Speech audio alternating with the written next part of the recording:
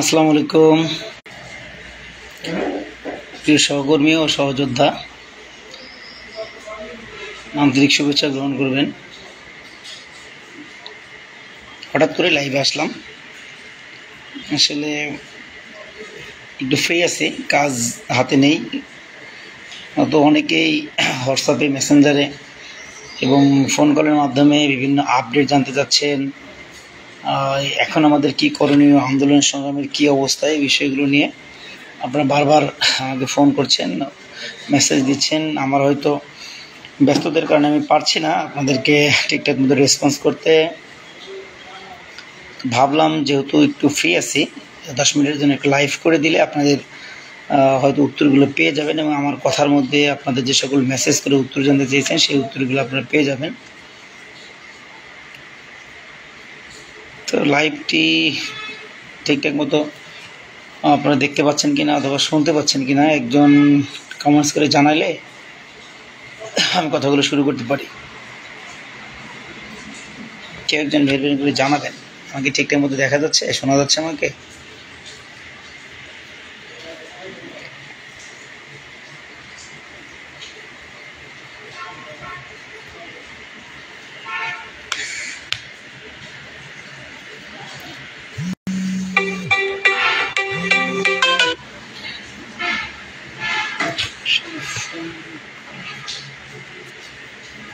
বুঝতে পারছি না আমার আসলে লাইভটি কন্টিনিউ হচ্ছে কিনা। ধন্যবাদ, ইনশাল্লাহ দেখা যাচ্ছে ভাই, ধন্যবাদ জানাচ্ছি।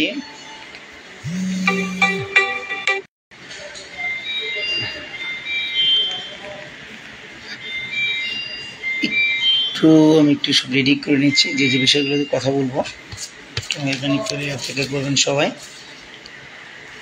অনেকেই যুক্ত হয়ে গেছেন দেখা যাচ্ছে, ধন্যবাদ। আব্দুল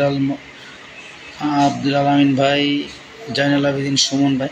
হ্যাঁ ভাইয়া, হ্যাঁ আমি অফিসে আছি, তাহলে গাড়ি নিয়ে আসেন।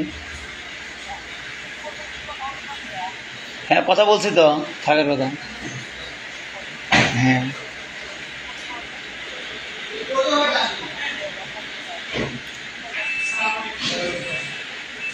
আচ্ছা, এরপর আপনাকে ফোন দিয়েন। ঠিক আছে, আসেন, আমি আসি। আন্তরিকভাবে দুঃখ প্রকাশ করছি, আসলে জরুরি ফোন, এই জন্য ফোন ধরতে হয়েছে। ধন্যবাদ জানাচ্ছি। আসলে আমি খুব ছোট করে কথা বলবো, চেষ্টা করবো 5 থেকে 6 মিনিটের মধ্যে শেষ করে দেওয়ার জন্য। প্রথমত হচ্ছে যে 24 তারিখের আগে, আমরা 24 তারিখে যে আন্দোলনটি করলাম তার আগে অনেকেই এই আন্দোলনকে নস্যাৎ করার জন্য, বিতর্কিত করার জন্য এবং আন্দোলনে যেন আমরা সফল না হতে পারি সেই বিষয়গুলো নিয়ে অনেকে বিভিন্নভাবে চেষ্টা করেছেন, কিন্তু এরপরেও আপনাদের সার্বিক সহযোগিতা, আপনাদের স্বতঃস্ফূর্ত অংশগ্রহণ আমাদের প্রোগ্রামটি সফল হয়েছে। আপনারা জেনে থাকবেন, অতীতের মতো করে 24 তারিখের আন্দোলনে তারা নস্যাৎ করতে চেয়েছিল এবং বিভিন্ন জায়গায় ফোন কল করে আমাদের আন্দোলনে আসতে নিষেধ করেছিল, ভয়ভীতি দেখিয়েছিল। এবং এই আন্দোলন পরবর্তী কিন্তু আরেকটি ষড়যন্ত্র তাদের আবারও শুরু হয়েছে। তারা বিভিন্নভাবে আবার আমাদেরকে এই আন্দোলন সংগ্রামকে বিতর্কিত করার জন্য, আমরা যেন আন্দোলন সংগ্রাম কন্টিনিউ না করি সেই বিষয়টা নিয়ে কিন্তু তারা মিথ্যাচার শুরু করেছে। যাই হোক, আমরা বলবো যে আপনারা সচেতন মানুষ, এই বিষয়গুলো সম্পর্কে অবশ্যই আপনারা ফোন দেয়। লাইভে কথা বলা শুরু হয়েছে, 7 থেকে 8টা ফোন চলে আসছে। যাই হোক ভাই, আপনারা লাইভটি দেখছেন, অনুগ্রহ করে ফোন কল করবেন না, তাহলে আমি কথা বলতে পারবো না। PGCL পাবনা থেকে সালমান খান, ধন্যবাদ। তো আমি সরাসরি যাচ্ছি 24 তারিখ পরবর্তী আমাদের যে শ্রম কর্মসংস্থান মন্ত্রণালয়ের সাথে আমাদের যে মিটিংটি হয়েছিল, সেখানে যে বিষয়গুলো আলোচনা হয়েছিল ইতিমধ্যেই আমি সেগুলো বিস্তার আলোচনা করেছি। আপনাদেরকে বলেছিলাম আগামী 3 দিনের মধ্যে আপনার সমস্ত, আসলে এত ফোন আসলে তো বলেছিলাম যে আগামী 3 দিনের মধ্যে আমাদের কাছে আপনাদের সকল তথ্যপত্র পাঠিয়ে দিবেন, এবং আমরা দ্রুত সময়ের মধ্যে সেগুলো জমা দিলে আমরা চেষ্টা করব বাংলাদেশের সকল প্রতিষ্ঠান, অর্থাৎ সকল ভুক্তভোগী প্রতিষ্ঠানের পক্ষ থেকে একজন করে প্রতিনিধি নিয়ে, আমরা যেমনিভাবে সচিব মহোদয়ের সাথে মিটিং করেছি, আমরা চেষ্টা করব আপনাদেরকে সাথে নিয়ে সচিব মহোদয়ের সাথে মিটিং করার জন্য, এবং সেখানে আপনারা আপনাদের জায়গা থেকে আপনাদের সমস্যার কথাগুলো বলবেন, এবং সচিব মহোদয় আপনাদেরকে কী সলিউশন দিচ্ছে, কী সমাধান দিচ্ছে, সেগুলো আপনারা মিলে আলোচনা করে একটা সিদ্ধান্ত ইনশাল্লাহ পৌঁছবে এবং আপনাদের সমস্যা ইনশাল্লাহ সমাধান হবে। সেই জায়গা থেকে আপনারা এখনও যারা কাগজপত্র পাঠাতে পারেন না বা পাঠানো সম্ভব হয়নি তাদেরকে অনুরোধ করব, আপনাদের জন্য আমরা আগামীকালকে বিকেল 5টা পর্যন্ত সর্বশেষ সময় বেঁধে দিচ্ছি। আগামীকাল বিকেল 5টার মধ্যে আপনারা যারা কাগজপত্র দেননি তাদেরকে অনুরোধ করব, প্রথমত হচ্ছে আপনি যদি ভুক্তভোগী হয়ে থাকেন, অর্থাৎ আপনার যদি চাকরি চলে যেয়ে থাকে, অথবা আপনি যদি চাকরি চলে যাওয়ার সম্ভাবনা থাকে, অথবা যদি আপনি কোনো না কোনোভাবে যদি হ্যারাসমেন্টের আশঙ্কা থাকে এবং হ্যারাসমেন্টের কবলে যদি পড়ে থাকেন, আপনাদেরকে অনুরোধ করব যে আপনার দ্রুত সময়ের মধ্যে কাগজপত্রগুলো পাঠিয়ে দেবেন। আগামীকাল বিকেল 5টা পর্যন্ত আপনাদেরকে সর্বশেষ সময় দেওয়া হলো, এর মধ্যে আপনার কাগজপত্রগুলো পাঠিয়ে দেবেন। আমরা পরশুদিন ঠিক সকাল 10টার মধ্যে চেষ্টা করব সেগুলো জমা দেওয়ার জন্য, যেহেতু কলকাতা অধিদপ্তর শনিবারও অফিস খোলা থাকে। এই শনিবারে যদি খোলা থাকে তাহলে তো বেটার, আর যদি একান্তই না খোলা থাকে তাহলে রোববারে সকাল আমরা জমা দিব, কিন্তু আপনারা আগামীকাল 5টার মধ্যে সমস্ত কাগজপত্র আপনারা জমা দিবেন। সাথে সাথে আরও কিছু বিষয় আপনাদেরকে বলি। বাংলাদেশের শ্রমজীবী মানুষের ভাগ্য পরিবর্তন করার জন্য যে জাতীয় হৃদয়িক ইনস্টিটিউট থেকে আমাদের সকলের প্রিয় শাহজালাল ভাই দেখছে, ধন্যবাদ শাহজালাল তোমাকে।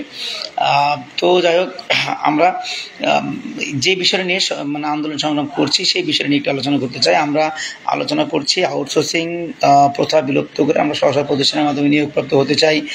সাথে সাথে আমাদের সর্বনিম্ন বেতন 30,000 টাকা করতে হবে, এই বিষয়গুলো নিয়ে আন্দোলন করছি। চাকরির নিশ্চয়তা থাকতে হবে, চাকরি যাওয়া যাবে না, এই বিষয়গুলো নিয়ে কিন্তু আমরা আন্দোলন সংগ্রাম করে আসতেছি।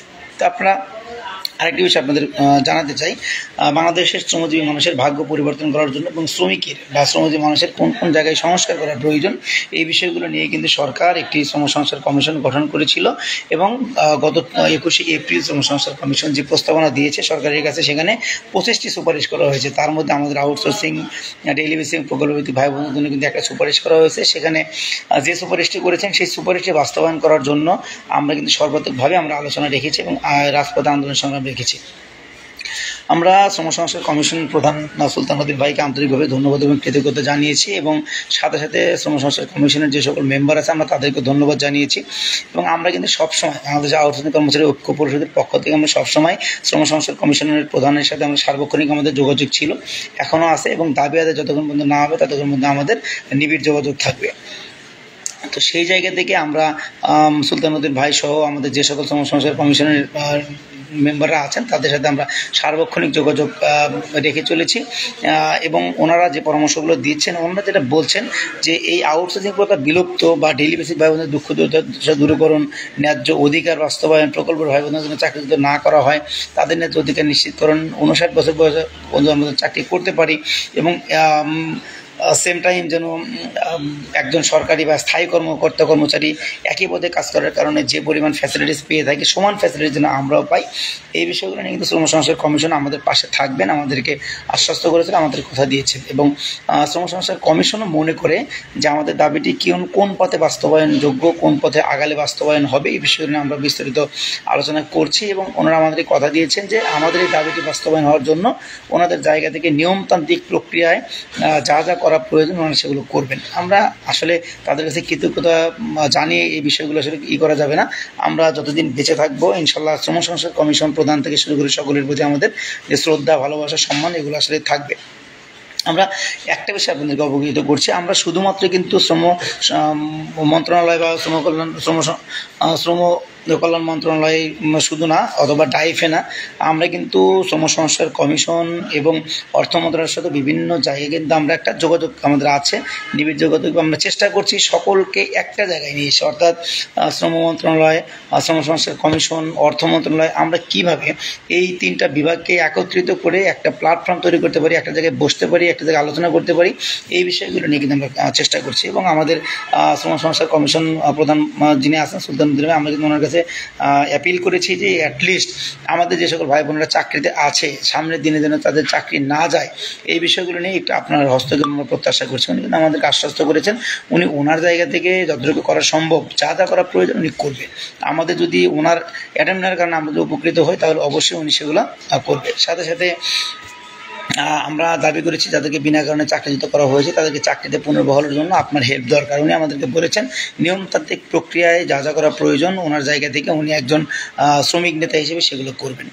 আমরা কিন্তু এই বিষয়গুলো ওনার সাথে শেয়ার করেছি এবং উনি আমাদেরকে আশ্বস্ত করেছেন। সাথে সাথে দীর্ঘদিনের বেতন যাদের বকেয়া আছে আমরা বলেছি এবং এই ঈদের আগেই সেগুলো পরিশোধ করতে হবে, আমরা এগুলো বলেছি। আমরা অর্থ মন্ত্রণালয়ের সাথে যোগাযোগ করি, অর্থ মন্ত্রণালয়কে বলেছি যেন আগামী সপ্তাহের মঙ্গলবারের মধ্যে প্রত্যেকের বেতন প্রত্যেকে পেয়ে যান। এই বিষয়গুলোর জন্য আপনার প্রত্যেকটা প্রতিষ্ঠানে নির্দেশনা দিবেন। তো অর্থ মন্ত্রণালয় কিন্তু বলেছেন যে প্রত্যেকটা প্রতিষ্ঠান যেগুলো আছে সেগুলো ওনারা নির্দেশনা প্রদান করবেন। সাথে সাথে আমরা আমাদের সবচেয়ে বেশি মানুষ যেখানে কর্মরত আমাদের স্বাস্থ্য মন্ত্রণালয়, সেই স্বাস্থ্য মন্ত্রণালয়ের সচিব মহোদয়ের সাথে আমাদের যোগাযোগ করার চেষ্টা চলছে এবং আমরা চেষ্টা করছি যেন ওনাকে দিয়ে স্বাস্থ্য সেক্টরের প্রত্যেকটা প্রতিষ্ঠান প্রধানকে যেন বলানো সম্ভব হয় এবং ওনারা যেন দ্রুত সময়ের মধ্যে বকেয়া বেতনগুলো যেন পরিশোধ করে দেন এই ঈদের আগে। সাথে সাথে অনেক প্রতিষ্ঠান বোনাস দিচ্ছে, আবার অনেক প্রতিষ্ঠান বোনাস দিচ্ছে না। তো আমরা চেষ্টা করছি যে যে প্রতিষ্ঠানগুলোতে বোনাস দিচ্ছে সেগুলোকে রেফারেন্স হিসেবে দাঁড় করিয়ে যারা বোনাস দিচ্ছে না তাদের কাছে আমরা আলোচনা করার জন্য যে আপনারা কোন নীতিমালা মানবেন কি না মানবেন সেগুলো আমাদের কাছে ম্যান্ডেটরি না। আমাদের কাছে ম্যান্ডেটরি হচ্ছে যে আমরা বোনাস পেলে আমাদেরকে বোনাস দিতে হবে। আমরা বলি না যে 25 নীতিমালা বাস্তবায়ন করেন বা সেই বা 18 নীতিমালা বাস্তবায়ন, এগুলো আমরা বলিনি। আমরা বলতেছি আমাদের জায়গা থেকে যে আপনারা বোনাস আমাদেরকে দিবেন। আমরা বোনাস পাই না, বোনাস আমাদের ন্যায্য দাবি, বোনাস আমাদের ন্যায্য অধিকার, আমাদেরকে বোনাস আপনাদেরকে দিতে হবে। সেটা কোন নীতিমালায় দিবেন, কীভাবে দিবেন সেটা আপনাদের ব্যাপার। আমরা বোনাস চাই, এই বিষয়গুলো নিয়ে কিন্তু আমরা কাজ করছি। সাথে সাথে আমাদের যে সকল প্রচেষ্টা অব্যাহত আছে তার মধ্যে সবচেয়ে বড় প্রচেষ্টা হচ্ছে যে শ্রম সংস্কার কমিশনের যে প্রতিবেদনটি জমা দিয়েছে এই প্রতিবেদনটি নিয়ে যেন সরকার দ্রুত সময়ের মধ্যে বাস্তবায়ন করার জন্য পদক্ষেপ গ্রহণ করে আমাদের সর্বাত্মক প্রচেষ্টা সেই জায়গাতে। আমরা মনে করি সারা বাংলাদেশের প্রত্যেকটি শ্রমজীবী মানুষের উচিত শ্রম সংস্কার কমিশনের এই সুপারিশ বাস্তবায়ন করার জন্য, সুপারিশ দ্রুত সময়ের মধ্যে বাস্তবায়ন করে শ্রমজীবী মানুষের ভাগ্য পরিবর্তন করার জন্য যেন সরকার উদ্যোগ গ্রহণ করে। এই বিষয়ে আমাদের প্রত্যেকের জায়গা থেকে উচিত এই শ্রম সংস্কার কমিশনের প্রতিবেদন বাস্তবায়ন করার জন্য সোচ্চার ভূমিকা রাখা। জিডিসিএল থেকে দেখছেন, ধন্যবাদ। পেট্রো বাংলার কোনো খবর আছে কি আসেনি ভাই? পেট্রো বাংলার শুধু না, ইন্ডিভিজুয়াল সকল প্রতিষ্ঠানেরই আলোচনা চলছে। ইনশাল্লাহ সকল প্রতিষ্ঠানের সাথে সাথে পেট্রো বাংলার কিছু খবর তো অবশ্যই আছে। আমরা মনে করি যে সকল প্রতিষ্ঠানের বিষয়গুলো নিয়ে সরকার উদ্যোগ গ্রহণ করবে এবং আমাদের দাবিগুলো বাস্তবায়িত হবে। তা আমি যে আলোচনায় ছিলাম, শ্রম সংস্কার কমিশনের যে সুপারিশ, সেই সুপারিশটি আসলে দ্রুত বাস্তবায়ন হওয়া উচিত। যদি শ্রম সংস্কার কমিশনের সুপারিশ দ্রুত বাস্তবায়ন হয় তাহলে আমি মনে করি দ্রুত সময়ের মধ্যে আমাদের দাবিগুলো আদায় হবে এবং আমাদের সকল মানুষের ভাগ্যের পরিবর্তন হবে, চাকরির নিশ্চয়তা তৈরি হবে, চাকরি যাবে না বিনা কারণে, আমাদের বেতন নিয়মতান্ত্রিক প্রক্রিয়ায় প্রতি বছর বাড়বে এবং আমরা 59 বছর বয়স পর্যন্ত নির্বিঘ্নে চাকরি করতে পারবো। সর্বনিম্ন বেতন হয়তো আমাদের মঞ্জুরি কমিশন যে 30,000 সুপারিশ করে হয়তো সেটা হবে। সেই জায়গা থেকে আমরা মনে করি যে সকলে নিজ নিজ জায়গা থেকে আপনারা যারা আন্দোলনে আসতে পারেননি বিগত দিনে তাদের আসলে অনুশোচনা হওয়া উচিত যে দাবিটি কিন্তু প্রত্যেকেরই। আপনারা ঘরে বসে দাবি আদায় করার জন্য সকলকে আপনারা বলেন যে ভাই আমাদের দাবির কী অবস্থা, আপনাদের লজ্জা থাকা উচিত যে আপনারা ঘরে বসে থাকেন আর আরেকজন ভাই রাজপথে আসে, মার খায়, আপনার নির্যাতন সহ্য করে নিজের পকেটে টাকা খরচ করে তারা আন্দোলনে আসে, অথচ আপনি ঘরে বসে জিজ্ঞেস করেন ভাই আমাদের দাবি আদায়ের কী অবস্থা। আমি আপনাদের প্রতি ধিক্কার জানাই যারা ঘরে বসে এগুলো জিজ্ঞেস করেন যে আমাদের দাবি আদায়ের কী খবর। আমি অনুরোধ করব এখনও যারা এই ঘরে বসে খবর নেন তাদেরকে অনুরোধ করব, যদি আপনারা রাজপথে আসতে পারেন, যদি মনে করেন যে আপনাদের দাবিটি যৌক্তিক এবং দাবিটি বাস্তবায়ন হওয়া উচিত, তাহলে আপনারা নিজ দায়িত্বে আমাদের আন্দোলন সংগ্রামের সাথে সম্পৃক্ত থাকবেন, আমাদেরকে সার্বিকভাবে সহযোগিতা করবেন, আমাদের পাশে থাকবেন। আর যদি মনে করেন যে না এই দাবির সাথে আপনি একমত না বা এই দাবিটি আদায় হওয়া উচিত না, আপনার তার চাকরির প্রয়োজন নাই, আপনার চাকরির নিশ্চয়তার প্রয়োজন নেই, তাহলে আপনারা অনুগ্রহ করে আমাদের সাথে কোনো সম্পর্ক রাখবেন না। হিসাব পরিষ্কার হিসাব হচ্ছে যে আমরা বুঝতে চাই যে আসলে এই দাবির সাথে কত সংখ্যক মানুষ আপনারা একত্রিত হয়ে ন্যায্য দাবি আদায়ের জন্য আন্দোলন সংগ্রামে সম্পৃক্ত হতে চান। যারা এই ন্যায্য দাবির সাথে একমত পোষণ করেন আপনাদের অনুরোধ করব আপনারা নিজ দায়িত্বশীলতার জায়গা থেকে আপনাদের প্রতিষ্ঠানের প্রত্যেকটি ভাই বন্ধুকে বোঝানোর জন্য চেষ্টা করবেন যে আমাদের দাবিটি যৌক্তিক এবং এই যৌক্তিক দাবি বাস্তবায়ন করার জন্য শ্রম সংস্কার কমিশনের যে সুপারিশ, সেই সুপারিশ দ্রুত সময়ের মধ্যে আসলে বাস্তবায়ন হওয়া উচিত। তো এতটুকু মেসেজ দেওয়ার ছিল যে আগামীকালকে বিকেল 5টার মধ্যে আপনাদের যে সকল তথ্যপত্র আমরা চেয়েছি সে সকল তথ্যপত্র আপনারা নিজ দায়িত্বে পৌঁছে দিবেন এবং আপনাদের তথ্যপত্র পাওয়ার পর আমরা সেগুলো আবার জমা দিব। জমার পরে কিন্তু আমাদের অনেক কাজ বাকি। আমরা চেষ্টা করবো দ্রুত সময় আরেকটি মিটিং অ্যারেঞ্জ করার জন্য, সেখানে যেন আপনাদের প্রত্যেকটি প্রতিষ্ঠানের প্রতিনিধিকে রাখা যায়, এই বিষয়গুলো নিয়ে আমরা চেষ্টা করছি এবং এগুলো নিয়ে আমরা কাজ করছি। সাথে সাথে আপনাদেরকে অনুরোধ করবো, অনেকে বিভিন্নভাবে বিভ্রান্ত ছড়ানোর জন্য মিথ্যা, বিতর্কিত এবং ভিত্তিহীন কথাবার্তা বলছেন, তাদেরকে বলবো যে আপনারা নিজের যে মেধা আছে, যোগ্যতা আছে, সেগুলোতে আপনারা কাজ করেন, কিন্তু অন্য আরেকজনকে আপনারা ছোট করবেন, সে ছোট করতে গিয়ে, বিতর্কিত করতে গিয়ে সাধারণ মানুষের মানে ক্ষতি করবেন, এই বিষয়গুলি কিন্তু সাধারণ মানুষজন কিন্তু আপনাদেরকে ছেড়ে কথা বলবে না। অতএব আপনারা যদি অ্যাটলিস্ট মানুষের উপকার না করতে পারেন, তাহলে আপনারা মানুষের ক্ষতি করবেন না, এই অনুরোধ আপনাদের প্রতি। আর আরেকটি বিষয়, আমাদের সুলতানুদ্দিন ভাই আমাদের বারবার বলেছেন, যেহেতু আমরা একটা ক্রাইসিস মোমেন্ট পার করছি, অর্থাৎ আমাদের চাকরি চলে যাচ্ছে, আমাদের দীর্ঘদিনের বেতন বাকি আছে, এই জায়গাতে আমরা মনে করি যে দলমত নির্বিশেষে আমাদের সকলকে, সকল সংগঠনের পক্ষ থেকে আন্তরিক হয়ে আমাদের সকলকে একটি প্ল্যাটফর্মে আসা উচিত, এসে আমাদের দাবি আদায় করার জন্য আমাদের সোচ্চার ভূমিকা পালন করা উচিত। সেই জায়গাতে আমরা আহ্বান কর্মসূচি ঐক্য পরিষদের পক্ষ থেকে একদম প্রথম দিন থেকে শুরু করে আজকে পর্যন্ত আমরা একত্রিত হয়ে আন্দোলন সংগ্রামের পক্ষে ছিলাম, এখনও আছে, আগামী দিনে থাকবো। সেই জায়গা থেকে আপনারা যারা অন্য সংগঠনের নেতৃবৃন্দ আছেন, আপনাদের প্রতি আবারও উদাত্ত আহ্বান জানাচ্ছি, যদি মনে করেন যে আমাদের একত্রিত হয়ে কাজ করা উচিত, তাহলে আপনারা আমাদের যে কোনো সময় যে কোনো জায়গায় আমন্ত্রণ জানাবেন। ইনশাল্লাহ আমরা সাধারণ মানুষের কল্যাণের জন্য, সাধারণ মানুষের স্বার্থে আমরা একত্রিত হয়ে দাবি আদায় করার জন্য আমরা একসাথে কাজ করার জন্য সর্বাত্মকভাবে প্রস্তুতি ছিলাম, এখনও আছি এবং আগামী দিনও থাকবো। ধন্যবাদ জানাচ্ছি সকলকে, শুধু এতটুকু মেসেজ দেওয়ার জন্য আমি লাইভে এসেছিলাম। ভালো থাকবেন সকলে। আসসালামু আলাইকুম রহমতুল্লাহ।